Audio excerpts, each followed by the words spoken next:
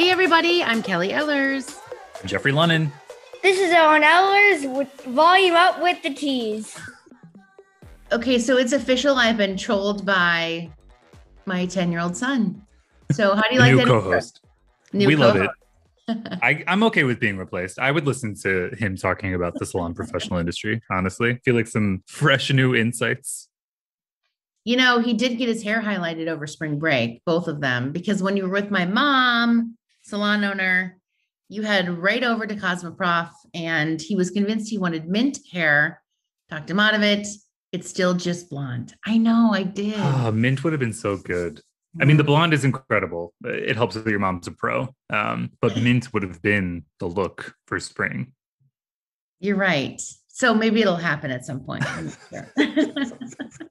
Please document it for us. We'll talk about that later. I will. All of the teachers are like, is your hair blonder? To both of my children. They're like, I had it bleach.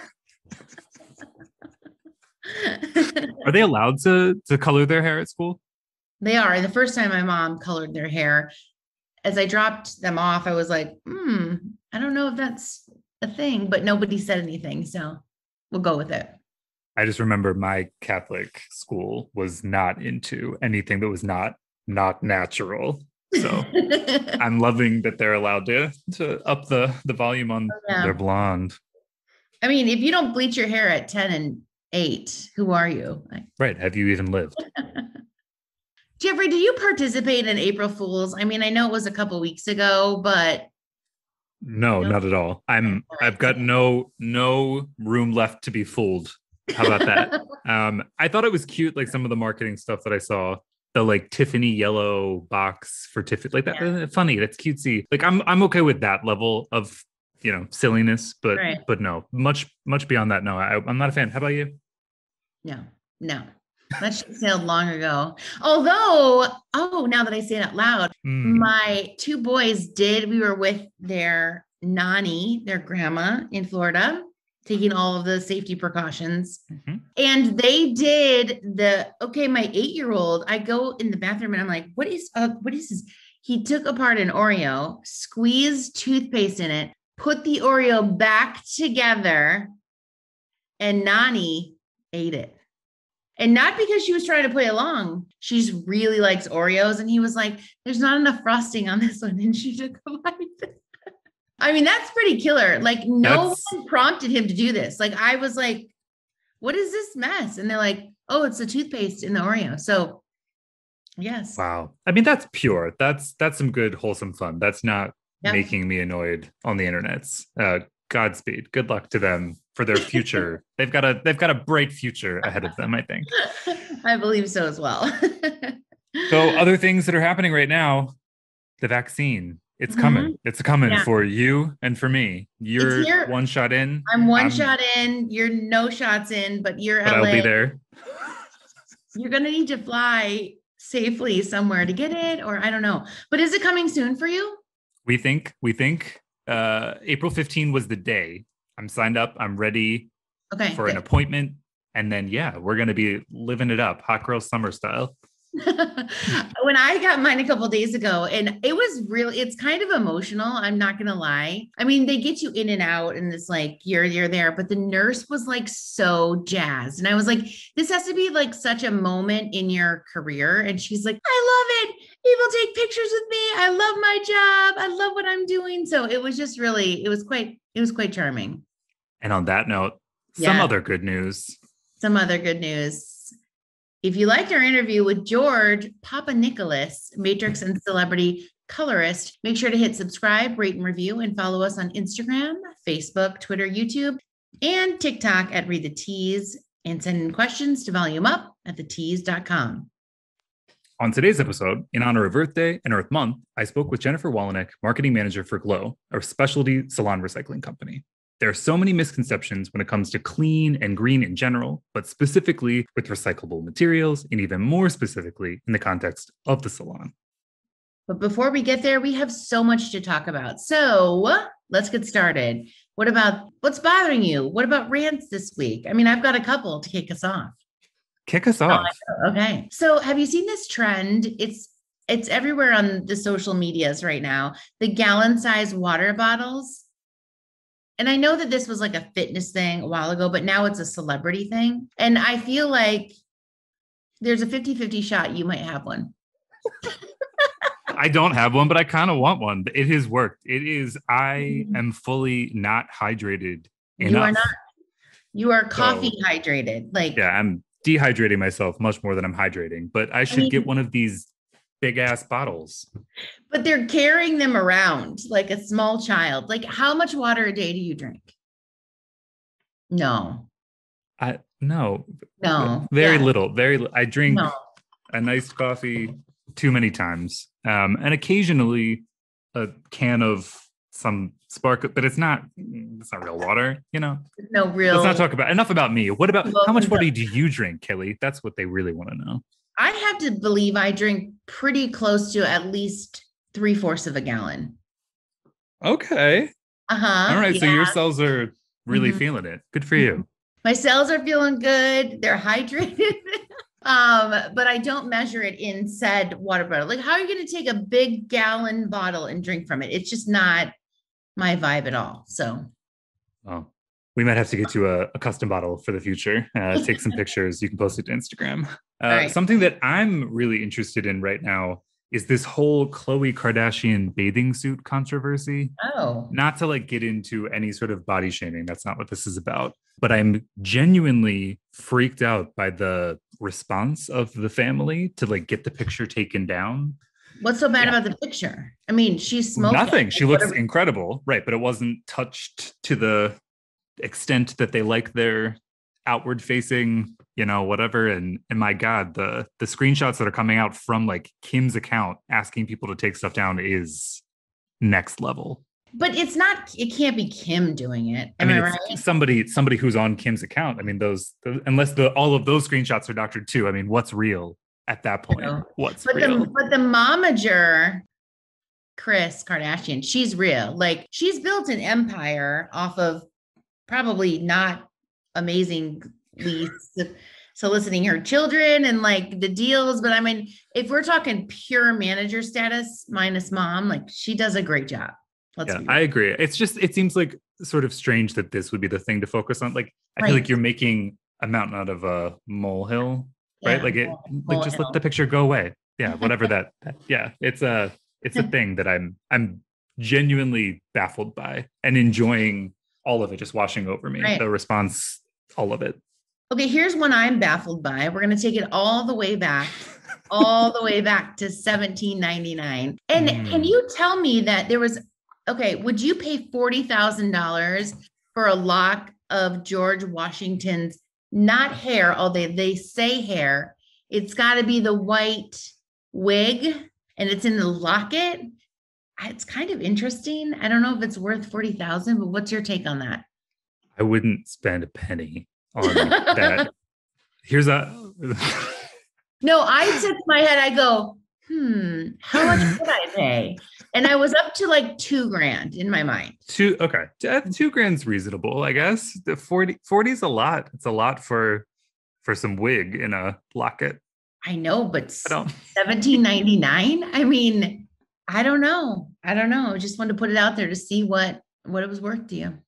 Turns out not much. Founding father's hair, not the top of my list.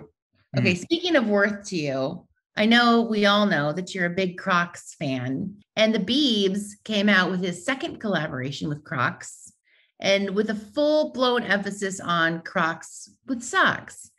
I am completely against it. Where do you stand? I mean, truthfully, I did not like the first collaboration with one Biebs and Crocs. The yellow colorway was ick, I would say. But this one, woo! This like lilac purple. Ooh, it's doing things. The little clips on your Crocs, the gibbets. Mm-hmm. Do I? No. Have I fantasized about what I would add? Yes. They're not to my liking. There's a company that does bespoke gibbets out of the UK. If you can imagine. Of course they do. And of course I'm receiving those ads. So I've given some thought to purchasing those. I've not been inclined to get the Crocs brand gibbets. Yeah, but if you had one bespoke gibbet that you could attach to said Croc, what would it be? Like, what would it be? I'm really into like the semi-precious gem stuff that they've got. This one, I can't remember what that. Maybe we'll link to it. It's not important, but they've got like crystals and pearls and stuff. It seems pretty important to you. I mean, I can't escape the ad. I feel like your daughter might have some of these, but are they the bespoke ones or are they? No, they're the Crocs brand gibbets of her initials and rainbows and too many dumb things that she's a more is more gal, which I gotcha. She sure is. Just like Biebs. Just like Biebs. Oh, my one last thing that I'm into is, did you see that Old Navy article where a little girl had asked Old Navy, can you please stop putting faux pockets in the front of girls' pants? And to be honest, I didn't really realize that was a thing because I only have little boys and there are legit pockets. So I think it's cool that, she called Old Navy out because I have several pairs of pants sans pocket. But with the pocket spot, which is crazy. Why do you want actual craziness? Why? To like pretend to the world that you have a pocket? It's total like lunacy. I wonder if there's women out there who have actually like cut the pocket out, I mean, it's a mistake you could make, right? It's sewed up there. Sometimes you got to pop those open for pockets to free the pocket. And then there's the pocket just goes right out. The change goes right out the pocket. There's no pocket. Well, this little girl is changing the world. One complaint at a time. We're all about it. Speaking of hard-hitting news, our editorial team, I mean, honestly, that is good for her. We're all about it. Our editorial team has been hard at work this week, just like last week and the week before, uncovering industry news, diving into brands that you don't know, but that you should, one that I'll talk about in a minute. And here are favorite headlines from thetease.com this week. Kelly, what are you into? Yeah. So my first is the 5 stylists hair accessories to freshen up your spring look. I mean, I'm taking it back. I'm taking it back to 95, 96. Like sophomore, junior year of high school. And it was full blown, we're going butterfly clips. We're going claw clips. I was actually out and about the other day, fully masked up, etc. And I noticed someone had one of those claw clips in their hair. And I thought, wow, did they save that? But turns out it's back. And the editors break it down. They do. I mean, here you are being upset about Crocs, and then you go on to say that you're into a butterfly clip and a claw. No, I'm not into it. I did it already. I did it. Kind of like the memes out there. It's like, hey, millennials and Gen Z, we've already done this. I already had a middle part, and now I have a slightly side part. I already did the middle part. I did it. So. Well, to your point, some really good tips in that article.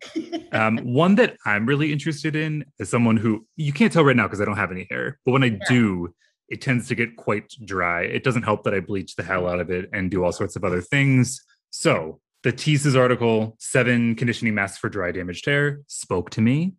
Oh, I'll say. And if you need to invest in a good mask, I feel like you should go through that list. Some of them that are on there, I don't think you'd be surprised by. Olaplex, duh. At this point, if you're not using Olaplex, what are you doing? Verb, Biolage, lots of different picks. Get in there, go add to cart. Mask away. Yes. I am kind of hoping that someday your curls make a resurgence, a resurgence. I would need a heavy duty mask. You had these curls for days and you buzzed them off. Last but not least for me is the top 7 Asian American and Pacific Islander hair pros to follow now, and always, right? So we map those amazing professionals out on thetease.com. So check them out. Yeah, check it out. Smash that follow button. Last article that I'm into is Say. I had to think about how to say it.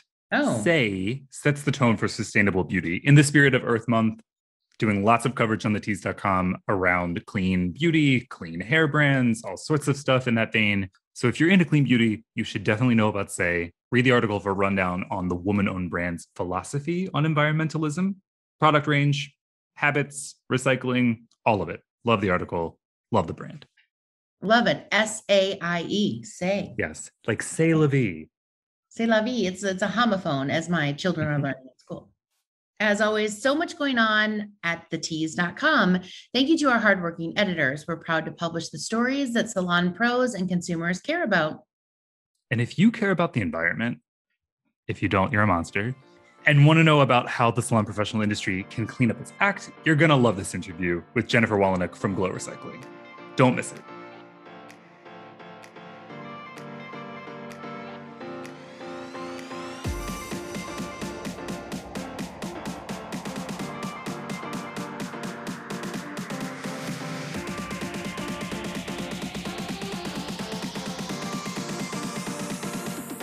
Everybody, we are joined by Jennifer Wolanik from Glow Recycling. We are so excited. We're going to talk about all the things that Glow is up to these days, including a brand new program. Jennifer, welcome to the show.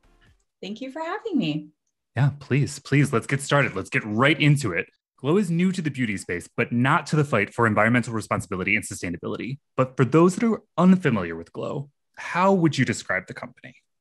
Yeah, sure. So I'm happy to give an overview. Glow, or Green Life Organization. So that's also very important to understand. So the name does mean something more than glow. It's a specialty recycling company. So what that means is we take the hard to recycle items from salons that are not accepted curbside programs, and we're able to give them a second life. So we, as Glow, are definitely on a mission to create the easiest salon recycling program ever. So we're recovering items like hair, foils, gloves, used hair care products, aerosols. And like I said, we're giving them what we call a second life so they don't go to landfill.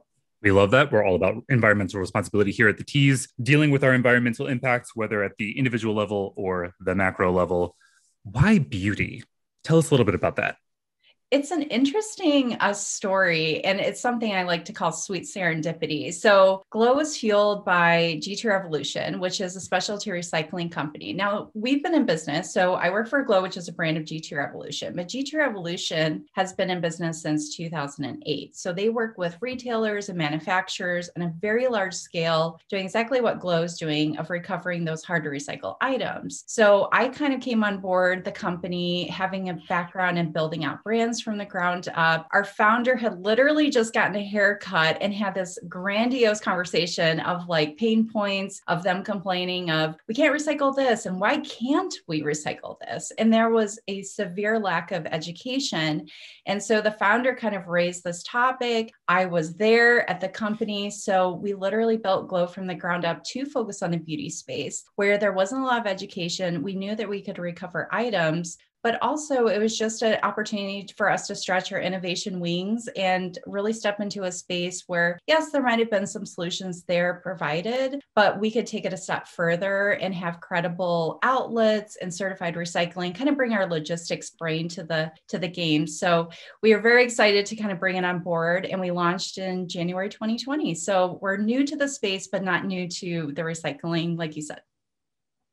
The listener here understands that the salon professional industry creates waste, but exactly how much waste are we talking? I feel like that is the thing that people are not really understanding. It's not just like I throw away this thing that I could have maybe recycled, but rather there's a big old problem. So could you help quantify it for our listeners?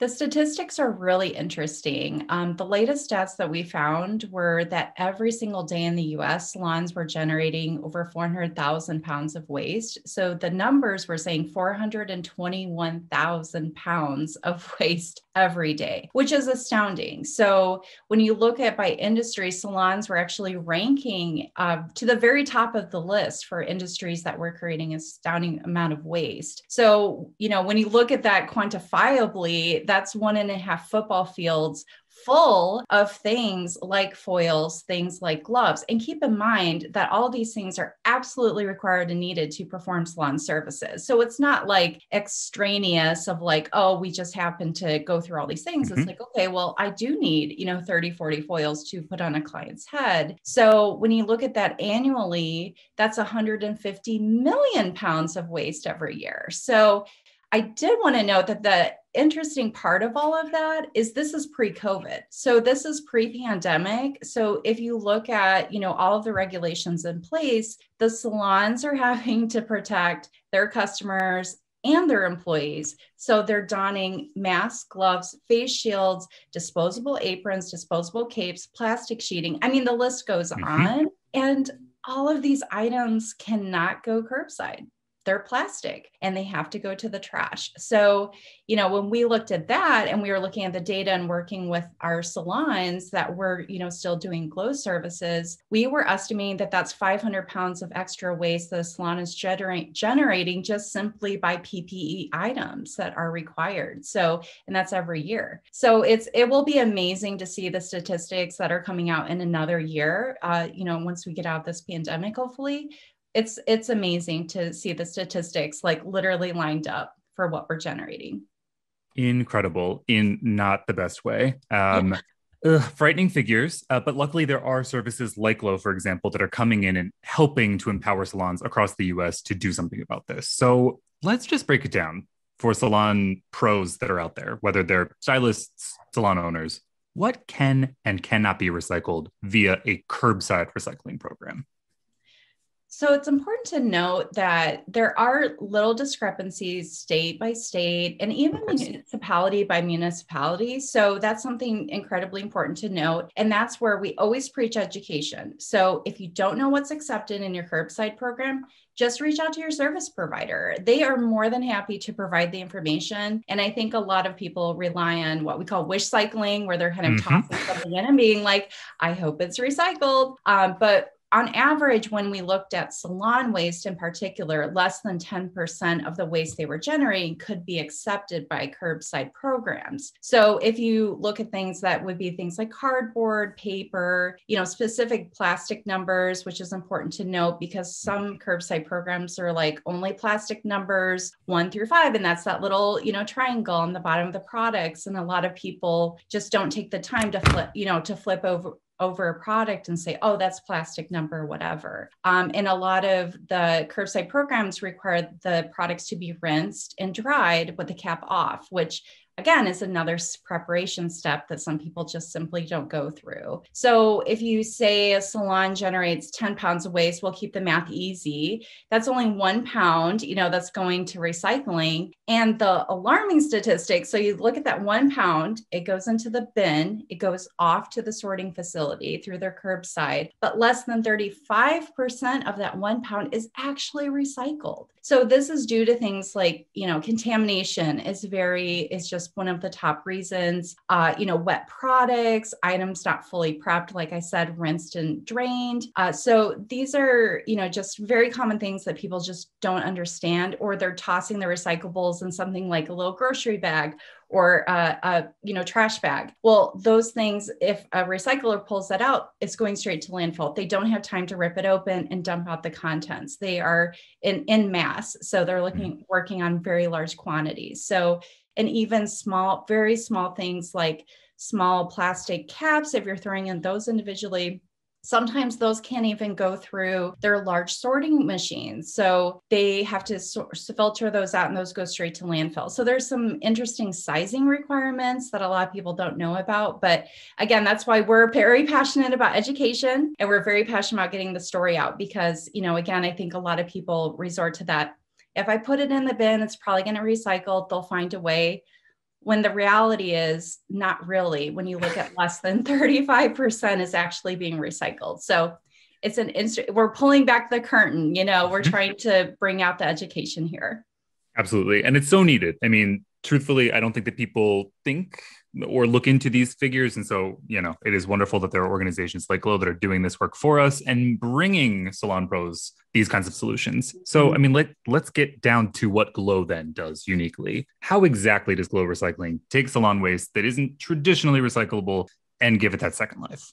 So we really focus on attainable, easy to use, like literally delivered to your front door, first of all, because one of the biggest hurdles that we had to overcome is people think, oh my gosh, is this hard to use? Like, I don't have time. Do I have to go through and sit, for hours every week to sort? Mm-hmm. So we really used all of our logistics background, and we really used years of experience working with retailers who are also relying on part-time and full-time workers to, do their sorting as well.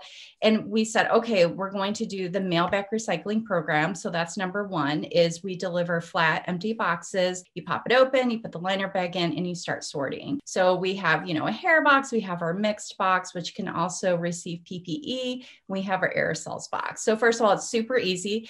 And you don't have to rinse anything. Everything is kind of as is. We do all the sorting, and we have, it's the affordable and attainable sustainability for salons. So once we receive it back, we do all the sorting, and that's where everything's given a second life. So once it's kind of off into the sorting land, then, for example, if there's like shampoo and conditioner with product inside, we'll make sure that is 100% empty, and that will go to like industrial floor cleaner. And that will become a second life. Hair, we did honestly a lot of research because a lot of the default solutions that currently exist for hair is, oil booms. Well, those are burned after use, and we could just not live with ourselves as a recycling company. So we found local family farms of all things and said, we need your hair for animal deterrence. So they were sprinkling hair out on their fields, and we literally have videos of deer coming up to the fields and running away, smelling the human hair. So we have amazing second life solutions like that. So, but the key thing is, all a salon has to do is, just follow the acceptable items list, toss it in. We do all the sorting, and we give you back all the data. So everything's certified recycling, get a little certificate, and with zero landfill. So we don't even have trash cans at our sorting facility. So everything's 100% second life solution, or, is generated for waste to energy, or whatever the end of life solution that we have determined for it. That sounds incredible. To what you just said, in terms of, part-time workers, maybe they're rushed, they didn't follow the instruction. They threw something in there that they weren't really sure about, a little bit of the white wish cycling that you had referred to. Mm-hmm. But unfortunately, it's a Glow box. What happens in that situation? So the cool thing is we will never reject anything. So we're zero landfill, and we do take that literally. So if that's something like they're, tossing in, I don't know, a dirty diaper, some Kleenexes, random things that they have in their purse, like we ensure that is always, it will always be diverted from the landfill. So there's no such thing as, rejection, or we have to divert it to landfill, like I mentioned, the municipality level, where they're saying, okay, this is in a plastic bag, I don't have time to rip it open, or this greasy pizza box has contaminated this whole recycling bin, that has to be tossed. So we rely on a sustainable solution called waste to energy, which combust items such as like empty hair color tubes or other items that are, again, extremely hard to fully recycle. And they're still recycled in terms of they're generating electricity. So what's cool is through our programs in mass paired with G2 Revolution is we've been able to help generate enough electricity to power half of Indianapolis. So that goes to show that all of that trash that could have just been sitting there in a landfill is now generating steam energy to power half of a city. So it is amazing when you have truly thought out specialty recycling solutions. And yes, that is even with a box that's considered contaminated or dirty, that just does not exist in our world. Wow. I'm blown away in the best way. This is the news that we want to hear. So again, thankful that there are groups like you guys that are out there doing this. One initiative that we've talked about on thetease.com and is happening right now is the Salon Green Dreams campaign. Can you talk to us a little bit about that and how folks can get involved? I learned by working with the salon industry, that it is truly a heart-centered industry. And so we had to, through reading the headlines, and we were in the trenches, first of all, with when COVID happened and all the shutdowns happened, we were on the phone. We were emailing, we were physically talking with salons of like, what's going on? How can we help you? And they're all like, we're drowning in a sea of plastic. And so we were hearing the story over and over and over. And then the brand started reaching out and said, hey, like, I saw you do recycling. Like, is there any way like we can help through sponsorship? So we finally opened up this outlet. We're calling it Salon Green Dreams campaign. And it truly is just an outlet for brands to come in and help sponsor 3 free months of Glow services to help recover that PPE. So like I talked about, all that sea of plastic that salons are going through in order to simply keep their employees and their customers safe and not get sick. And we help recover that so it doesn't have to go to landfill. So brands can get involved. We have a URL set up where brands can, help like sponsor boxes through it. We have a sign up form for salons. And what we do is brands will work with us and say, I want to sponsor X amount of salons. We set up those vouchers on the website. And then every month we're going to give away those to a random, salons that have signed up from the list. And this is just such an amazing conversation that we can have with salons that are struggling. So we really wanted that intersection of, sustainability, safety, and just really giving back through brands of, these salons that are struggling to recover. But the cool part is we're seeing the salon industry just roaring back, Phoenix rising. And we're going through with this, and we don't have an end date to this campaign. We do see this as an ongoing effort to help struggling salons. So we will drop the links within the show notes so that folks that are listening, brand reps, friends of ours that are listening to the podcast can go and sign up. How does an individual stylist sign up? How do they put their salon on the radar, for example? Yeah, absolutely. So that URL that you'll drop in the show note, there's a really simple sign up form, and it's not anything spammy or anything. It's simply to enter them for a chance to win these vouchers, and they'll be able to sign up. And the cool thing with Glow is it is entirely self-service portal. So let's say that stylist works for, or an owner has multiple locations. Mm-hmm. They can set it up on the back end. So maybe one location is really struggling. We can help them with 3 free months of Glow, and they can have Glow services that they pay for at the other salons. So it's very customizable. We don't rely on a sales team to call you. It really, truly is the easiest salon recycling program that you can set up. And through the Salon Green Dreams, it's just a simple sign-up form. So much of what you've described is making it sound like recycling, cleaning up one's act is fairly easy. That is counterintuitive to a lot of talk from partners in this space, manufacturers, others. What is, from your perspective, one of the larger myths about recycling within the salon professional industry? What do you guys hear at Glow time and time again? Well, I talked a lot about the wish cycling, and I think it truly boils down to that we're just seeing a lack of education in the salon space. When we first started Glow, and I was talking with brands and salons, the first question I was asked of why do I need you? I recycle. I'm like, well, do you?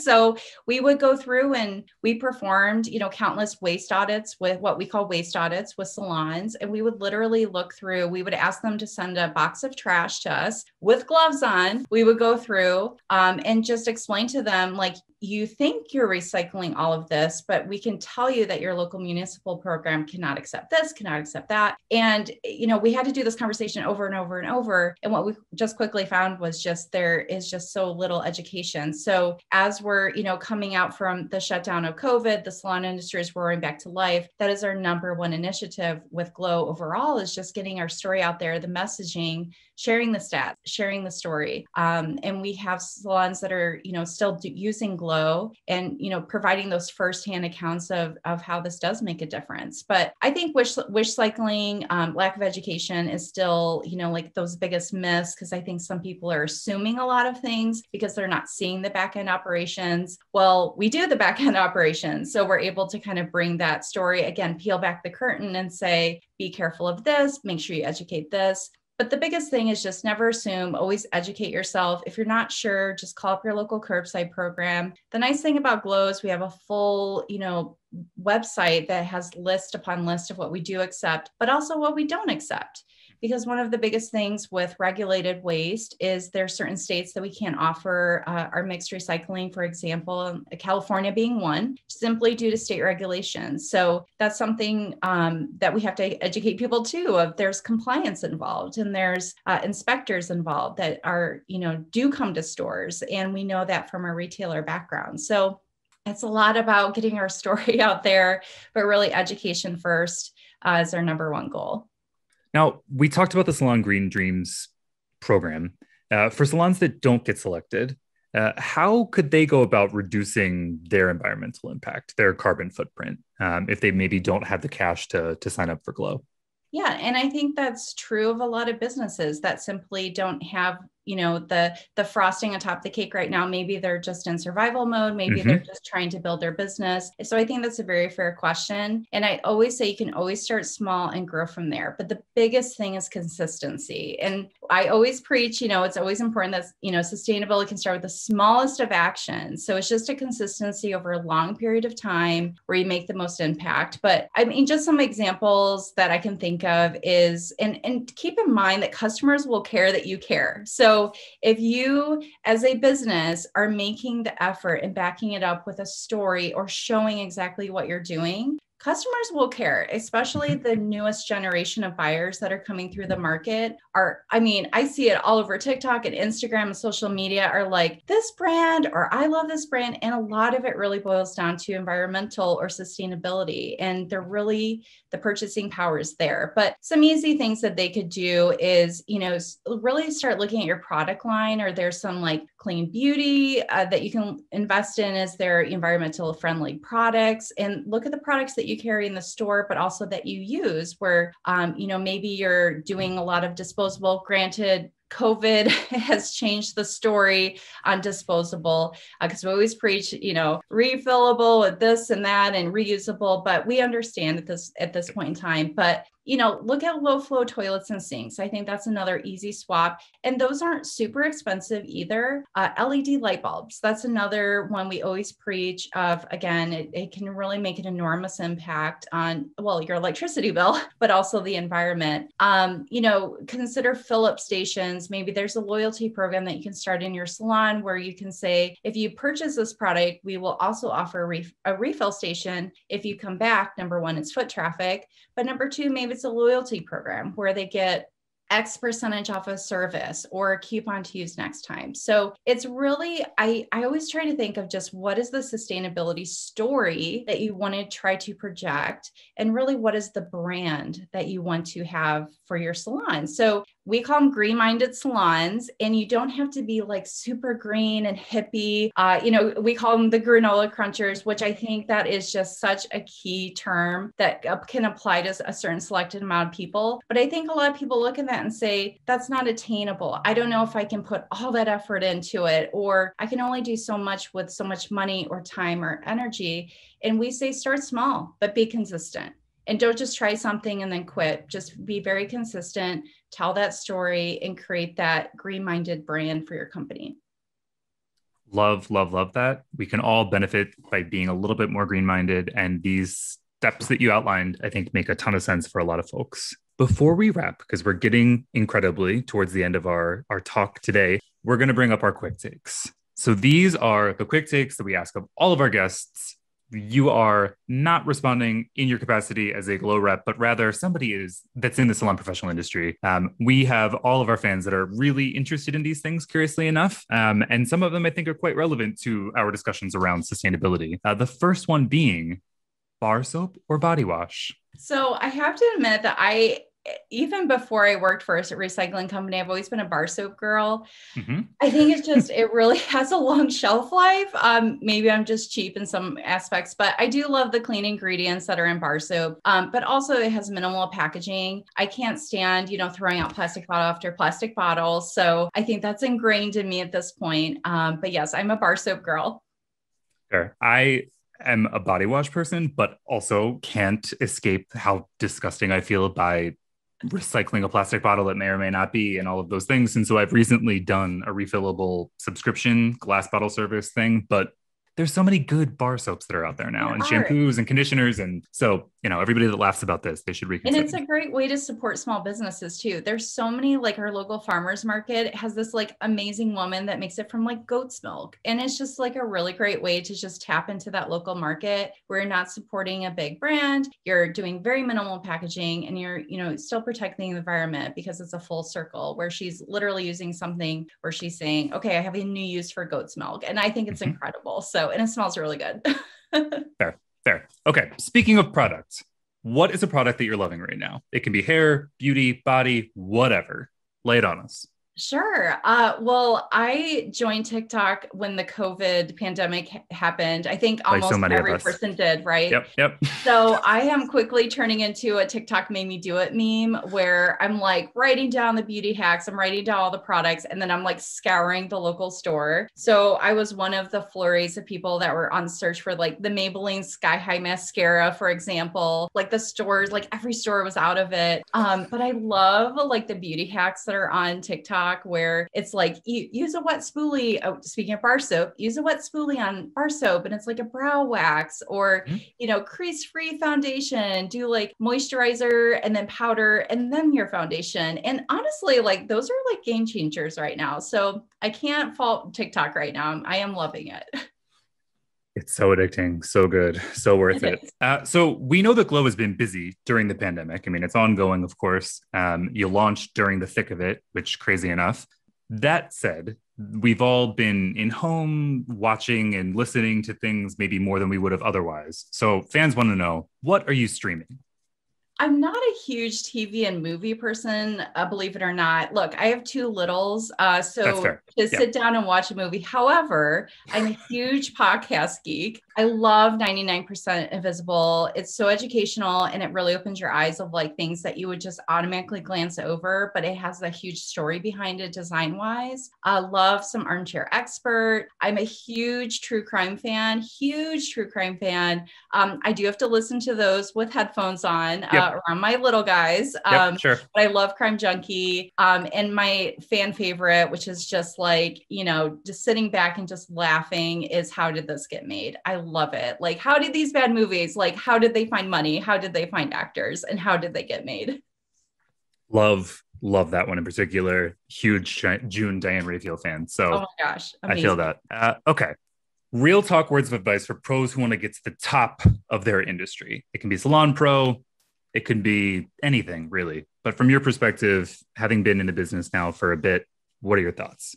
I had to default to sustainability perspective because I do think the conversation is becoming a huge voice in the room. And like I said, customers are becoming more informed, but I think the biggest words of advice I can say is that customers are craving transparency in brands and businesses. So if you're looking to make a difference and make a claim, just back it up. Like fans want to see behind the scenes. They want to be informed. They want to make sure you're real. And gone are the days of the commercials that you throw on the TV and they make assumptions about your products. Customers are doing a lot of research and making sure that you stand on the pillars that you claim. So I think it's just, two words, be transparent, and just, stand by what you do. And that's something we do at Glow. Like if we say we're going to recycle XYZ, we recycle XYZ. We don't make a lot of big claims. We have to, for regulation purposes aside, we do want to follow through because that is something we're very passionate about and want to make a difference. And I say, do the same. If you want to make a difference, just be transparent and be the change you want to see in the world. As, cliche as that sounds, it truly is, I think it's coming full circle now. Last question, 2021. We're in the thick of it now. Crazily enough, it's almost April. By the time that this podcast airs, it will officially be April. What are your predictions for the Salon Pro space? I mean, you talked about sustainability, not just being marketing any longer. What else are you seeing?